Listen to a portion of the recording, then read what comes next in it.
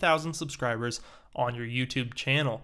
Obviously, this is easier said than done, but we are going to be going over two different growth models, the consistency model and the gateway video model. And these are two different models that you can use to help you model your channel and grow to get to that 1,000 subscriber mark. Stick around, I think you'll enjoy it.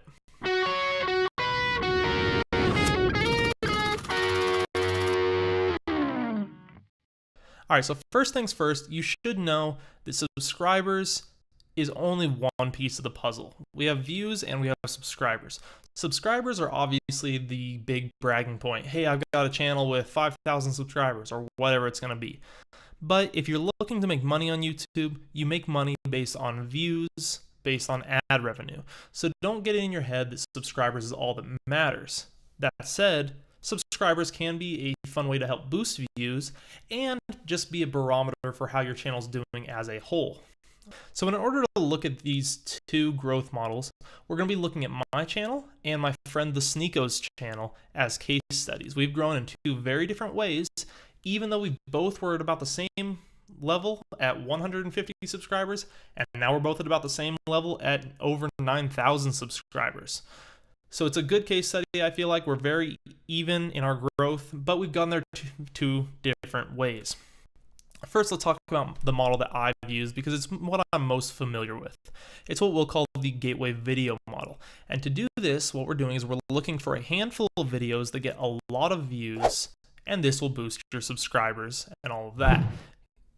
How we are going to get lots of views, again, easier said than done, is through patience and through the tips I give you in my How to Get Thousands of Views on YouTube video, which you can find over here. And that's basically talking about search engine optimization and how you can rank really highly for topics, even as a small channel, which helps you show up in search results, which helps you get a lot of views. I think it was maybe around the 1,000 or 2,000 subscriber mark that I got my first video over 50,000 views, over 75,000, and now that same video is up at like 150,000. So this model does work. The tips in that video do work. So what we're going to be doing is we're going to be looking for a handful of videos that get a lot of views, and a portion of those people will then subscribe to your channel. This is the model that you probably want to go for if views are what's most important to you.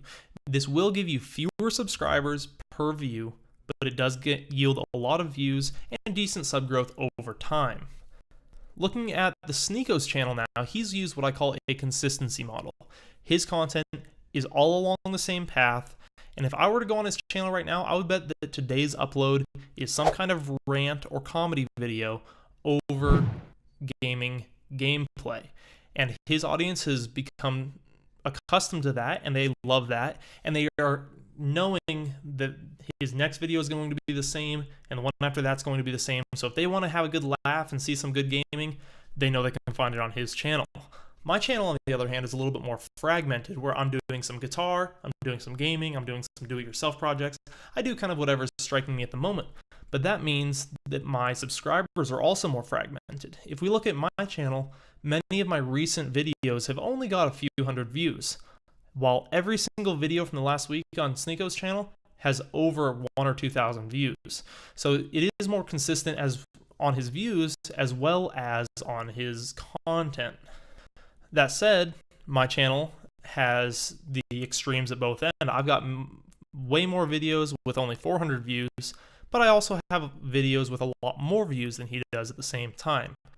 And consistency is easier said than done. I can imagine that there are days when the Sneako comes in and he's going to try to figure out his video, and he just doesn't have maybe a funny topic for that day.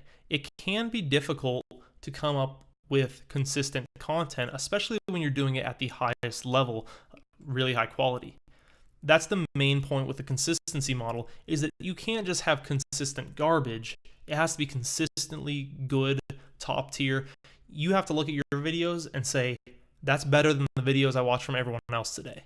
And if you can say that on a regular basis and you're consistent with it, then your subscribers will grow. You will get lots of social growth, natural growth, and it will grow exponentially over time. That's what we've seen over on the Sneako's channel. He has had a little bit of help from some bigger YouTubers that have given him some boosts, but overall, it's been his own natural growth through his consistency and quality of content. Again, on my channel, I'm more fragmented, and I do kind of whatever is coming to my mind that day, and that means some of those videos are a hit, and some of them are a flop, and I've come to accept that, and that's all fine. He and I both have our own models. Make sure to pick one of these models, and you don't have to pick one of them exclusively.